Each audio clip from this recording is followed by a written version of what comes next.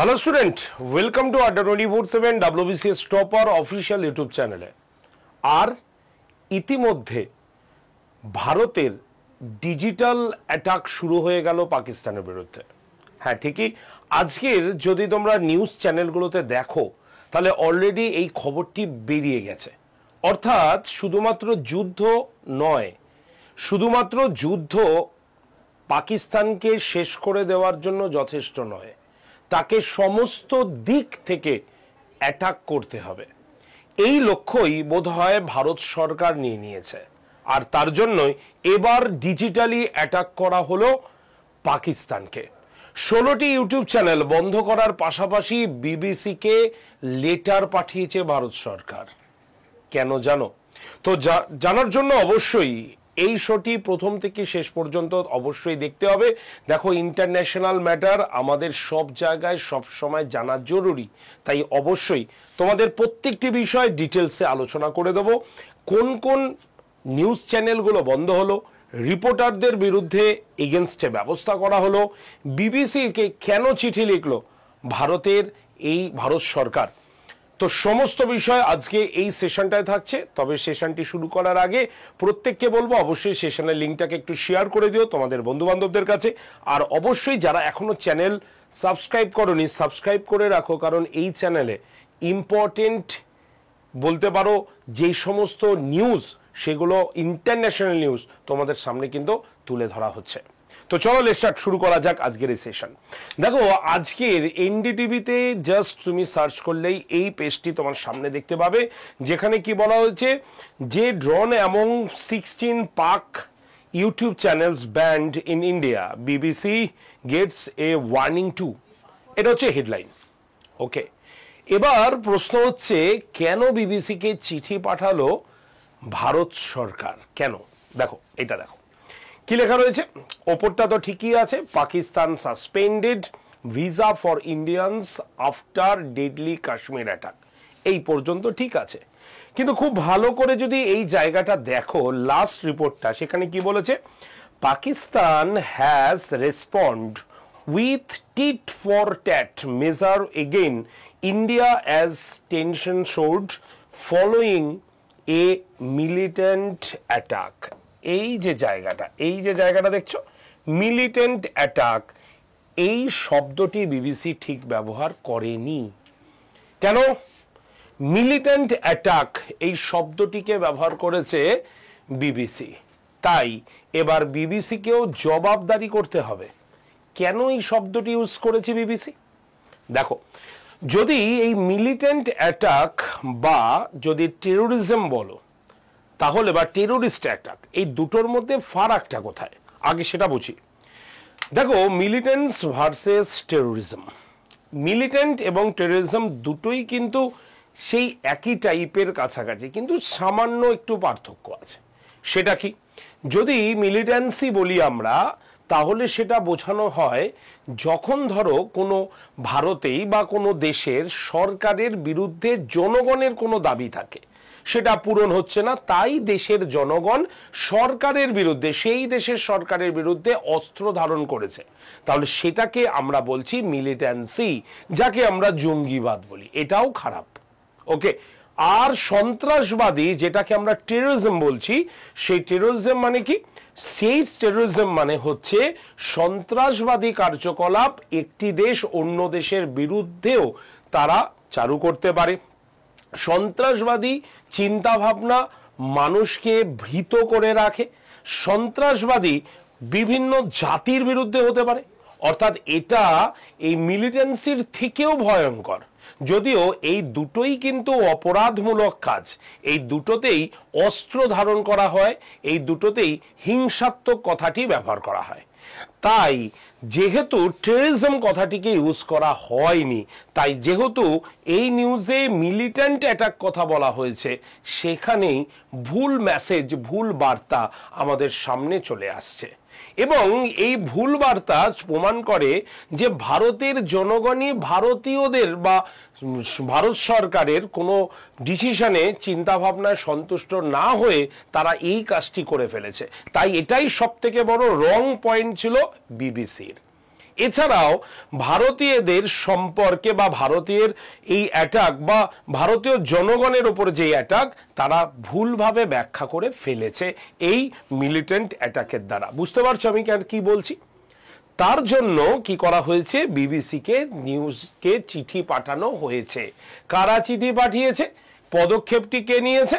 পদক্ষেপটি যারা নিয়েছে তাদের মধ্যে কে রয়েছে, কার সুপারিশের উপর ভিত্তি করে? স্বরাষ্ট্র মন্ত্রক এবং ভারতীয় গোয়েন্দা সংস্থা। এরা কি করেছে, চিহ্নিত করেছে এবং তার কাছে চিঠি পাঠিয়েছে। এখানেই শেষ নয়, পাকিস্তানের 16টি ইউটিউব চ্যানেল এটিকেও বন্ধ করে দেওয়া হয়েছে। কেন জানো? কারণ এই ইউটিউব চ্যানেলগুলো যেগুলো প্রায় মিলিয়ন যারা সাবস্ক্রাইবার এবং ভিউ তারা রয়েছে ভারত থেকে পায়, তারা ভুল ইনফরমেশনের পাশাপাশি বিভিন্ন ভুল ছবি এবং বিভিন্ন ভুল ভিডিও তারা কিন্তু কি করছে, প্রকাশ করছে, যেটা ভারতীয়দের কাছে ভুল বার্তা আসছে। সেই হিসাবে তারা কি করছে, ভারতকে দোষারোপ করে মিথ্যা বিবরণ দিচ্ছে যে না, এই ঘটনাটার জন্য ভারত নিজেই দায়ী, ভারত নিজেই এই কাজটি করিয়েছে, এটা তারা বলছে। আর কি আছে, পেহেলগাম হামলার ওপরে ভারত বিরোধী অপপ্রচার চালানো হয়েছে। ঠিক আছে, এর জন্য কি করা হয়েছে, অ্যাক্ট নাম্বার 69, যেটা 2000 সালে তথ্য প্রযুক্তি আইন 2000-এর ধারা 69 অনুসারে কি করা হয়েছে, এদের ওপরে লিগালি স্টেপ নেওয়া হয়েছে এবং এদেরকে, এই চ্যানেলগুলোকে পুরোপুরি বন্ধ হয়ে গেছে বলা হয়েছে, পুরোপুরি বন্ধ করে দিতে হবে ভারত থেকে। এখানেই শেষ নয়, বেশ কিছু রিপোর্টারের ওপরেও কিন্তু লাগু করা হয়েছে এই নিয়ম। আচ্ছা, এখানে কি বলা হয়, এই একটা সম্পর্কে একটু আমি বলি, যেটা 2000 সালে তথ্য প্রযুক্তি আইন অনুসারে যেটি 69 ধারা রয়েছে আমাদের, সেই ধারায় কি বলা হয়েছে, সার্বভৌমত্ব সুরক্ষা এবং জনশৃঙ্খলার স্বার্থে যে কোনো তথ্যের জনসাধারণের অ্যাক্সেসকে অবরুদ্ধ করার অনুমতি দিয়েছিল এটা। আর যেহেতু এই আইনের বিরুদ্ধে কথা বলা হয়েছে, ভারতকে কি করা হয়েছে, দোষারোপ করা হয়েছে যে ভারতীয়রাই ভারতের জন্য এই ঘটনার জন্য দায়ী, বা পেহেলগামের এই যে হামলার পর ভারত বিরোধী যে অপপ্রচার যেটা বাইরে হচ্ছিল, তো সেটা মানে ইন্টারন্যাশনাল দেশ, মানে ইন্টারন্যাশনাল কান্ট্রিগুলোতে যে বার্তাটা পৌঁছাচ্ছিল যে ভারতীয়দের এটা করেছে, এটা একটা ইন্টারন্যাশনাল ইস্যু নয়, নিজেরাই তৈরি করেছে এই ইস্যুটা। ফলে এই ভুল বার্তার জন্য এই সাজা ঘোষণা করা হয়েছে। এটাকে তুমি অবশ্যই একটা ডিজিটাল অ্যাটাক তো তুমি বলতেই পারো, যেটা ভারত সরকার করে দিয়েছে। একদিকে জল বন্ধ, আরেকদিকে জল ছেড়ে যেমন পাকিস্তানের মানুষদের বিপদের মুখে ঠেলে দিয়েছে, তেমনি আরও একবার ডিজিটাল অ্যাটাকও কিন্তু শুরু হয়ে গেল পাকিস্তানের ওপরে। দেখে নেব কোন কোন চ্যানেলগুলো এই কে বন্ধ করার কথা বলা হলো। দেখো, যদি আমরা দেখি নিউজ আউটলেটের মধ্যে জিও নিউজ, ঠিক আছে, ডন, রাফতার, বোল নিউজ, ঠিক আছে, ARY নিউজ, সমর টিভি, আচ্ছা শুনো নিউজ, এই নিউজ চ্যানেলগুলোকে পুরোপুরি ব্যান করা হয়েছে। এছাড়া যে সমস্ত সাংবাদিক এর সঙ্গে জড়িত, যেমন মুনিফ ফারুক, যেমন উমর চিমা, যেমন আসমা সিরাজি, যেমন ইরশাদ ভাট্টি, এই সাংবাদিকদের ওপরেও কিন্তু নিষেধাজ্ঞা রয়েছে। আর যে সমস্ত ইউটিউব চ্যানেলগুলোর মধ্যে রয়েছে তাদের মধ্যে user cricket, the Pakistan reference, রাজিনামা, সামা স্পোর্ট, এই চ্যানেলগুলো রয়েছে, এইগুলোকেও বন্ধ করা হয়েছে। শুধু তাই নয়, শুধু ভারতের জন্য বন্ধ করা হয়েছে, যাদের মোটামুটি গ্রাহকের সংখ্যা ধরা হচ্ছে 63 মিলিয়ন, তাহলে 63 মিলিয়ন গ্রাহকের এই চ্যানেলগুলোকে বন্ধ করার সিদ্ধান্ত নিয়েছে ভারত সরকার। এবং এই ভারত সরকারের ডিসিশনে ডিজিটালি অ্যাটাক শুরু হয়ে গেল পাকিস্তানের ওপরে। এরা কি বলছে, এই চ্যানেলগুলো কি বলেছে যার জন্য ভারত সরকার এই সিদ্ধান্ত নিল, চলো দেখে নি কি ভুল তথ্য তারা ছড়িয়েছে। নাম্বার 1, ভারত এবং পেহেলগাম আক্রমণের পরিকল্পনা করেছিল বলে তারা ভুল ছড়িয়েছিল। মানে ভারতের কোনো বিষয়ে, মানে কোনো ভারত সরকার কোনো কিছু প্রকাশ করেছে যেটা ভারতীয়দের মধ্যে অনেকেরই ভালো লাগেনি, তাই এটা একটা প্রতিবাদমূলক প্রতিক্রিয়া বলে এই চ্যানেলগুলো উল্লেখ করেছে। 2 নম্বর, ভারতীয় সেনাবাহিনীর নৃশংসতা দেখানো হয়েছে ডাক্তারদের ভিডিওতে।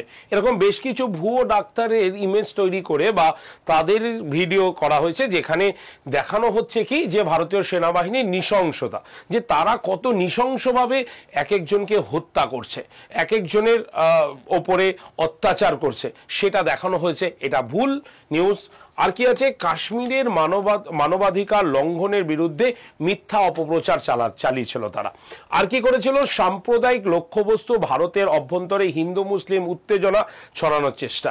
যে তোমরা সকলেই জানো পেহেলগ্রামের ঘটনায় কি হয়েছিল, হিন্দু জিজ্ঞাসা করে তাদেরকে হত্যা করা হয়েছিল, কারণ হিন্দু যারা ছিল তারাই কিন্তু মারা গেছে, হিন্দু পুরুষরাই কিন্তু তাদের উপরে অ্যাটাক করা হয়েছে। সুতরাং এটাতে হিন্দু মুসলিম দাঙ্গা হিসাবে দেখানো হয়েছে।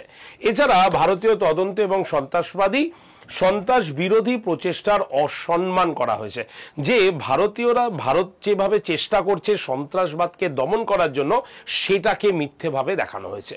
আর এর জন্যই মাসুল গুনতে হচ্ছে পাকিস্তানের এই নিউজ চ্যানেল এবং ইউটিউব সমেত টোটাল 14টি চ্যানেলকে তার মাসুল গুনতে হচ্ছে ভারত থেকে বিদায় নিয়ে। তো এই যে ডিসিশন ভারত সরকার নিল, তোমাদের কতটা যুক্তিযুক্ত বলে মনে হলো? অবশ্যই কমেন্ট সেকশনে লিখবে যে এই ডিজিটাল স্ট্রাইক করে আদৌ কি সন্ত্রাসবাদের কথা বা সন্ত্রাসবাদকে বন্ধ করা সম্ভব হবে? অথবা তোমরা অবশ্যই কমেন্ট সেকশনে লিখবে ভারত সরকারের এই যে নতুন প্রচেষ্টা বা এই যে ডিজিটালি অ্যাটাক করে পাকিস্তানকে বিপর্যস্ত করে দেওয়া এবং বিদেশে আন্তর্জাতিক খবরে পাকিস্তানের ভুল দিকগুলোকে দেখিয়ে দেওয়া, ভারত সরকার যে করলো ডিজিটালি অ্যাটাক করে, সেটা কতটা যুক্তিযুক্ত? অবশ্যই তোমরা কিন্তু আজকের এই ভিডিওর কমেন্ট সেকশনে লিখে জানাবে।